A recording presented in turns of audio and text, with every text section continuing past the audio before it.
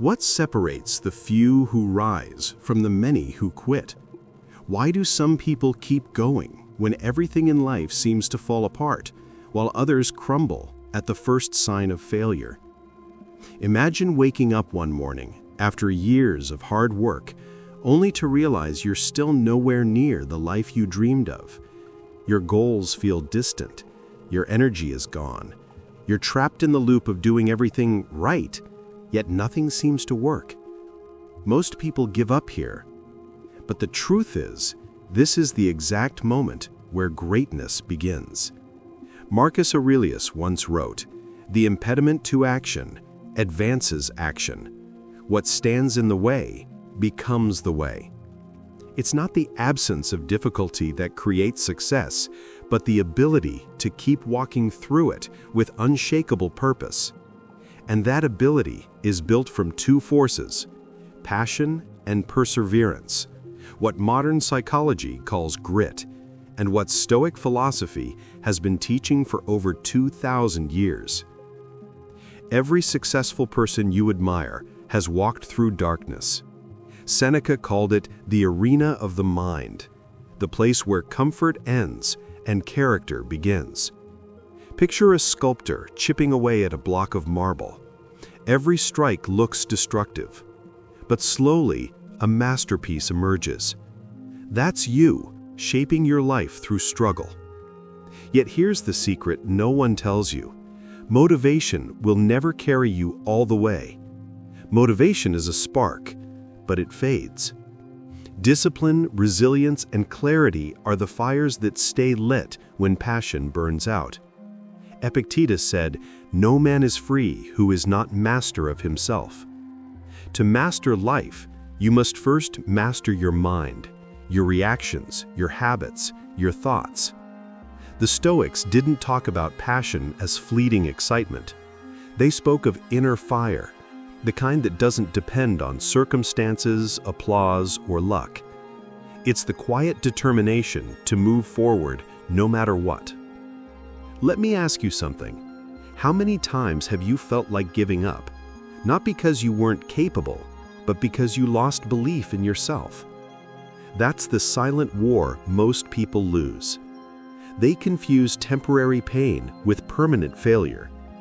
But Marcus Aurelius reminded himself every morning, you have power over your mind, not outside events. Realize this, and you will find strength. The Stoics believed that success was not something to chase, but something to become. When you learn to control your inner world, the outer world slowly bends to your will. It's not about what happens to you. It's about how you respond to what happens to you. And the science of modern psychology agrees. The people who succeed aren't the ones who never fall, but the ones who get up one more time than they fall.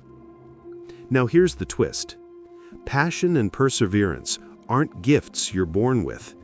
They are skills you can train. Neuroscientists today confirm what the Stoics knew long ago. Your brain rewires itself through repetition, struggle, and belief. When you push through discomfort, when you persist despite no results, you're literally reshaping your mind for resilience. But most people never reach this point. They quit when the journey stops feeling exciting. They want progress without pain, growth without friction. Yet, as Seneca said, difficulties strengthen the mind, as labor does the body. If you truly want to create a successful mindset, you must fall in love with the process, not just the prize. The road will test your patience, your emotions, your ego. But that's the beauty of it. The very struggle you try to avoid is the one building the strength you'll need later. And here's the question we'll explore next. How do you actually train your mind to persevere when your emotions scream to quit? What's the practical science and the ancient Stoic formula for building passion that lasts? Stay with me, because this is where everything changes. Let's go deeper, because passion without discipline is like fire without oxygen. It burns bright for a moment and then dies. We live in a world obsessed with excitement. Follow your passion, they say, as if emotion alone could build empires. But Marcus Aurelius never spoke about chasing feelings. He spoke about aligning action with reason. To him, passion wasn't about chasing pleasure. It was about committing to what's right, even when it hurts. The Stoics taught that real passion is devotion to your purpose, not dependence on motivation. Think of it like a blacksmith shaping steel. The hammering is painful, the heat unbearable, yet the result is strength that cannot break. The same goes for your mind. Passion ignites your journey, but perseverance finishes it. Modern science confirms this ancient truth. Psychologist Angela Duckworth, who studied thousands of successful people, found one thing in common: grit, the blend of passion and perseverance. Talent wasn't the key. Intelligence wasn't the key. It was the ability to keep going long after excitement fades. This is exactly what Epictetus meant when he said, "No great thing is created suddenly." He believed that persistence is the highest form of wisdom, to endure calmly what others resist emotionally.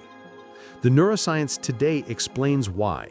When you persist through difficulty, your brain strengthens the neural pathways linked to focus, self-control, and reward.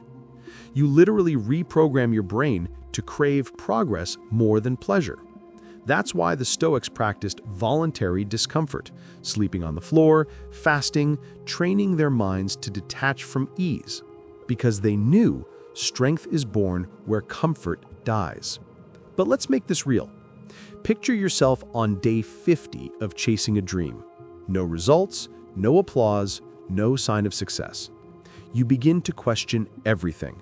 Maybe I'm not meant for this. That's your mind's defense mechanism. It hates uncertainty.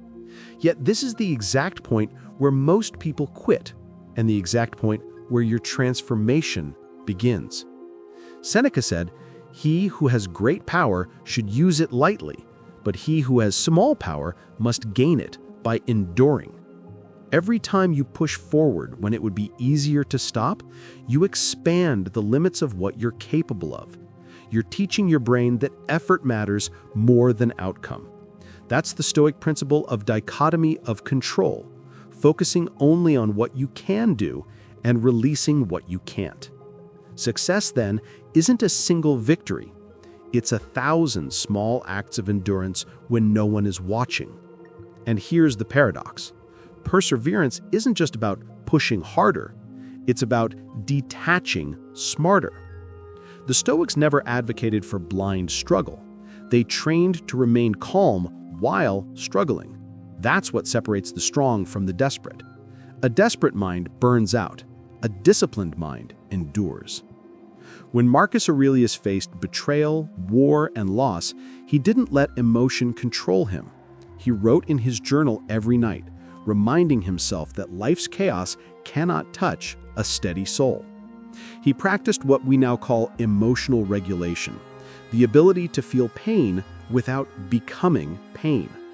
Imagine if you could carry that stillness through every storm, unshaken, focused, unstoppable. That's not luck, that's training.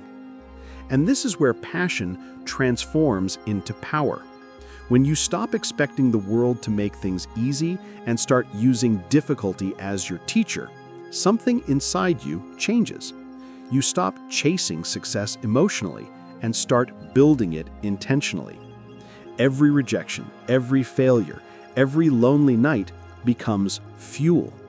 Because you're not just working towards something, you're becoming someone. The Stoics called this arete, excellence of character. Modern psychology calls it flow. Both mean the same thing, to act with full alignment of mind, body, and purpose.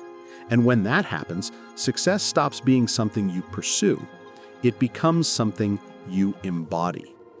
But how do you build that kind of calm power in a world full of chaos and distraction? How do you train yourself to keep going without relying on motivation? In the next part, we'll uncover the Stoic strategies and modern neuroscience tools that rewire your mind for unbreakable focus, and the story of one man who mastered it against all odds. There's a reason the strongest minds in history weren't the ones born fearless. They were the ones who trained themselves to stay calm in chaos. The Stoics didn't wait for the world to become easy. They prepared their minds to face difficulty. Marcus Aurelius wasn't born wise. He trained his thoughts through journaling and self-reflection every single night. Epictetus wasn't born free. He was a slave who built his freedom from within. Seneca wasn't born peaceful. He practiced detachment until loss no longer broke him. Their secret was mental rehearsal, what Marcus called premeditatio malorum, the premeditation of adversity. They imagined worst-case scenarios before they happened, so when real problems appeared, they were already emotionally immune. That's not pessimism, it's psychological strength.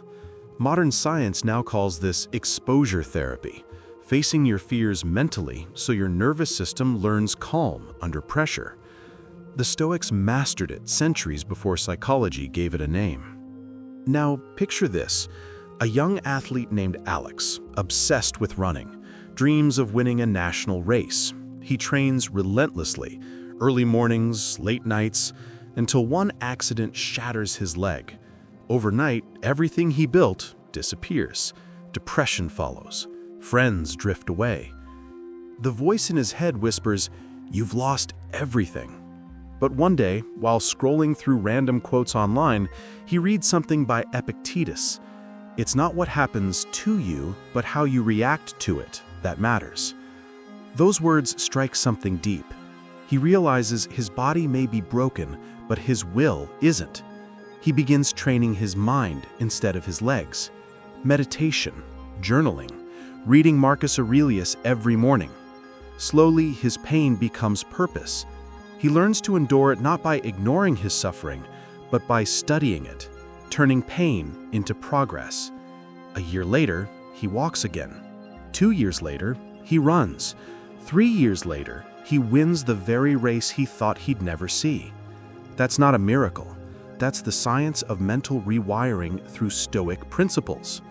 When you shift focus from outcome to effort, your brain rebuilds your identity around perseverance, not fear. Neuroscientists explain this through neuroplasticity, the brain's ability to rewire itself through repeated behavior and focused thought. Every time you choose discipline over distraction, you strengthen your prefrontal cortex, the part of the brain responsible for decision-making and emotional regulation. The Stoics intuitively trained this by writing daily reflections, practicing gratitude, and observing emotions without judgment. They were building neural discipline long before MRI machines could prove it. Modern psychologists have found that people who practice mindfulness, a form of Stoic awareness, show lower cortisol levels and higher resilience under stress. In other words, when you train your mind to stay calm in chaos, your brain physically changes to support that calm. You don't react to life anymore, you respond with clarity. But the true art of Stoicism isn't just endurance, it's transformation. Seneca wrote, "Fire tests gold, adversity tests brave men." Every obstacle is not an interruption to your path, it is the path. Alex's story, like so many others, shows that perseverance isn't born from success, it's born from suffering properly. Pain can destroy you, or it can educate you, depending on whether you choose to resist it or study it. That's what makes Stoicism so timeless. It doesn't promise comfort, it promises power. The kind of power that comes from mastering yourself so completely that no failure, no betrayal, no chaos can move you from your purpose. And here's where most people get it wrong. They think resilience means never feeling pain. But the Stoics felt everything: loss, fear, frustration. They just refused to be controlled by it. They used every emotion as data, every setback as training, every disappointment as sharpening. That's how they lived free, not from the world, but within it. Imagine if you started doing the same, seeing every bad day as your gym, every difficulty as your teacher, every failure as feedback. That's how you build what psychologists call anti-fragility, the ability to grow stronger from stress. The Stoics lived this truth every day. And in the next part, we'll break down exactly how you can apply their mental training to your daily routine through practical exercises, mindset shifts, and a formula the Stoics lived by. Control your mind, conquer your emotions, and create your destiny. Because success isn't a destination, it's the mind you build along the way. Now that you understand how passion and perseverance are trained, let's talk about the daily system that forges them. Because mindset isn't something you switch on with motivation, it's something you build through consistent habits, the kind that sculpt your thoughts, strengthen your emotions, and anchor your purpose. The Stoics lived by routines that were simple yet profoundly powerful, and modern neuroscience finally explains why they work so well. The first was morning reflection. Marcus Aurelius began each day by preparing for adversity. He'd remind himself that he would meet people who were meddling, ungrateful, arrogant, dishonest, jealous. By anticipating challenges, he disarmed their emotional power. Psychologists now call this cognitive reframing, preloading your mind to respond calmly instead of reacting impulsively. You can do the same. Before your day begins, write down what could go wrong and decide how your best self will handle it. It's not negativity, it's strategy. You're teaching your brain to lead, not follow, your emotions. The second Stoic practice is voluntary discomfort, deliberately stepping into small difficulties to build strength for the big ones. Seneca fasted, slept on the ground, and wore simple clothes to remind himself that happiness doesn't depend on luxury. Today's version might be taking a cold shower, skipping unnecessary comforts, or doing one hard task before sunrise. Neuroscience calls this stress inoculation, training your nervous system to remain stable under controlled stress so that real-life chaos no longer overwhelms you. Each time you do something uncomfortable by choice, you're telling your mind, "I'm in control." That's power. Not the loud, aggressive kind, but the quiet strength that no one can take from you. The kind Marcus carried into battle and Epictetus carried into slavery. The third practice is evening journaling, the Stoic mirror of reflection. Every night, Marcus would ask himself, what did I do well? What did I fail to do? What could I do better? That simple act created psychological feedback loops, constant self-correction without self-hate. Modern behavioral science confirms this. When you review your day with honesty instead of judgment, you activate the brain's learning circuits. You turn experience into wisdom. The Stoics didn't aim for perfection, they aimed for progress. Because success isn't built in giant leaps, it's built in microscopic daily victories. A single day of discipline may not seem to change you, but 1,000 days will make you unrecognizable. But there's a deeper practice beneath them all: control of attention. The Stoics believed your mind becomes what it focuses on. The soul becomes dyed with the color of its thoughts, Marcus wrote. That's why they guarded their attention like treasure. Today, attention is the new currency. Every scroll, every notification steals a piece of your mind. But the Stoics would tell you, if you don't control your focus, something else will. Modern neuroscience agrees. Attention shapes neural pathways.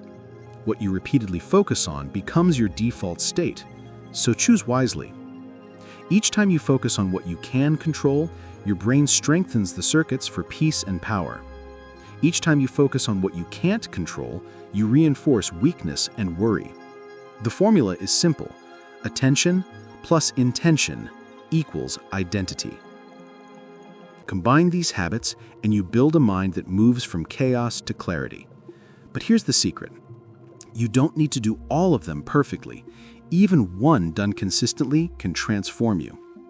A single Stoic habit practiced deeply is worth more than 1,000 motivational quotes forgotten by morning.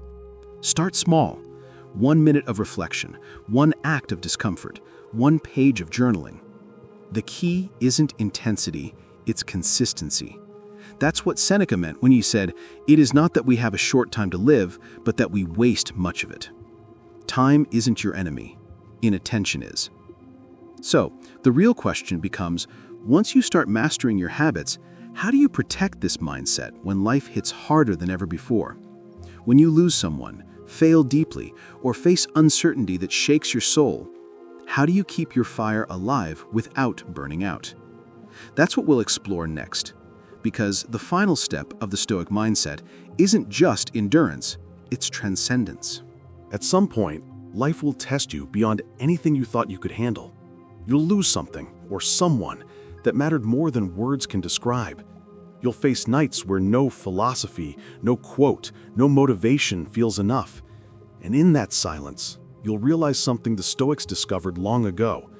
Strength isn't built in victory. It's born in surrender, not to defeat, but to reality. Marcus Aurelius buried 8 of his children and led an empire through plague and war, yet he never broke. He wrote, "If you are distressed by anything external, the pain is not due to the thing itself, but to your estimate of it." The Stoic secret wasn't cold detachment. It was emotional alchemy, turning pain into purpose. They didn't reject feelings. They mastered their relationship to them. They saw every loss as a reminder that nothing external is truly theirs, and every struggle as training for the soul. Think of your life like a stormy sea. Most people fight the waves until exhaustion drags them under. The Stoic learns to float, to breathe, to use the motion of the storm to move forward. Seneca said, "A gem cannot be polished without friction, nor a man perfected without trials." It's not the absence of pain that creates peace, it's the presence of perspective. You cannot control when the storm arrives, but you can control how you sail through it. That's the Stoic mindset, to see adversity not as cruelty, but as invitation, a chance to practice the very virtues that define you: courage, patience, wisdom, resilience. Every hardship gives you the opportunity to become who you were meant to be. And yet, the Stoics didn't live for self-improvement alone. Their goal was harmony, with themselves, with others, and with nature. Marcus believed that humans exist to serve one another. He wrote, "What injures the hive injures the bee." In modern terms, that means your success isn't just about personal gain, it's about contribution. You rise not just for yourself, but to become an anchor of strength for others. True greatness isn't about being admired, it's about being useful. Passion and perseverance become noble when they serve something greater than ego. That's where fulfillment lives, not in applause, but in alignment. When your actions reflect your values, you no longer chase success, you radiate it. So, here's the truth. Creating a successful mindset isn't about building armor, it's about becoming light. The Stoic doesn't avoid pain, he transforms it. He doesn't fear uncertainty, he learns from it. He doesn't fight emotion, he channels it into disciplined energy. Passion gives you direction, perseverance gives you power, and wisdom gives you peace. Together, they form the unshakable cord that no failure can destroy. When life knocks you down, remember Marcus's words, "The obstacle is the way." When fear whispers, recall Epictetus, "Difficulties show what men are." And when you feel lost, let Seneca remind you, "He who is brave is free." You don't need to wait for perfect conditions to start, because the perfect moment is the one you're in right now. Every second is a chance to choose strength over surrender, action over excuse, purpose over distraction. You already have what the Stoics spent lifetimes discovering, the ability to choose your response. That's where all freedom begins. Don't chase motivation, don't wait for clarity, just begin. Step forward with discipline, speak less, do more, fail better, rise again. And remember, success is not a destination, it's a state of being earned one decision at a time. So the next time life tests you, breathe, reflect, act. then act again. Because the world doesn't reward the talented, it rewards the relentless. Become the calm in the storm, the strength in the struggle, the wisdom in the noise. Live like Marcus, endure like Seneca, and rise like Epictetus. The mind you build today will become the life you live tomorrow. And one day, when others ask how you did it, you'll smile. Because the truth is, you didn't conquer the world, you conquered yourself.